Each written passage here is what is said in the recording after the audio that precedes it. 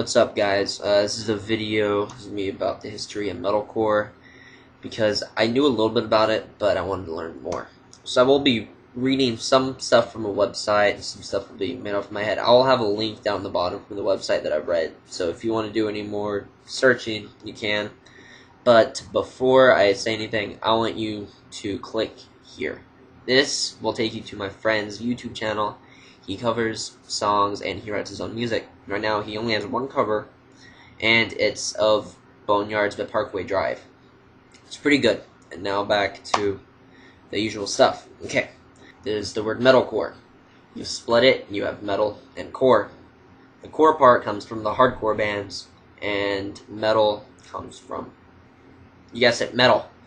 Hardcore punk bands, they were pretty influenced by heavy metal.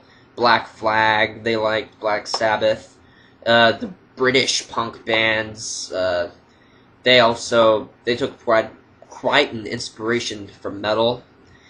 You would notice that the bands like the Misfits, they were playing stuff that sort of sounded like Motorhead, and really this is sort of like when this is paving the way a little bit for like metalcore. I'm gonna read this straight from a website. It says, cross-pollination between metal and hardcore eventually birthed the crossover thrash scene, which gestated at a Berkeley club called Ruthie's in 1984. The term metalcore was originally used to refer to these crossover groups.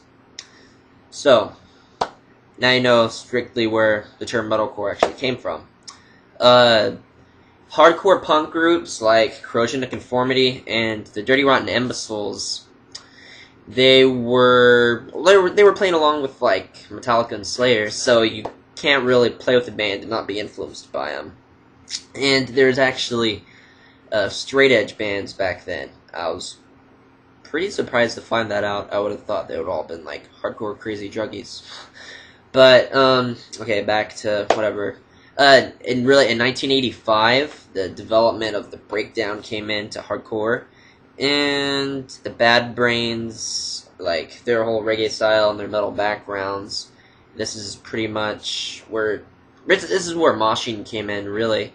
So you can thank them for getting to punch people in the face at shows.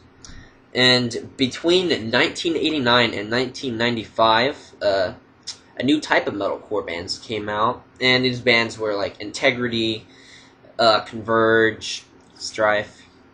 There's bands like that, and these bands, they took a lot of influence. Like they were mainly influenced by bands like Slayer, Metallica, stuff like that. So this is sort of, they were getting a little bit more of a thrash sound into this time. And at the beginning of 1995, a third group of like metalcore was created, and this third group, they really focused on melody.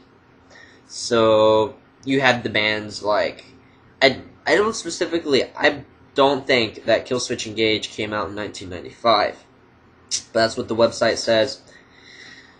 But I don't believe they did. But, you know, just melodic bands, sort of like Killswitch Engage, All That Remains, you got Darkest Hour, Lamb of God, stuff like that. And those bands, they were pretty out there, like when it came to metalcore. The bands, they took a lot of stuff out of melodic death metal, and you can pretty much, if you listen to any of their songs, you can tell that they are a pretty big fan of that. And really, in the mid-2000s, metalcore really came out as like a commercial force, as the website says. Like, it actually had record labels for just the bands. And by 2004, metalcore had become popular enough that Killswitch Engage's The End of Heartache and Shadows Fall, The War Within, debuted at numbers 21 and 20. And this was on the Billboard album chart. And that's just like the history of metalcore. It's pretty interesting.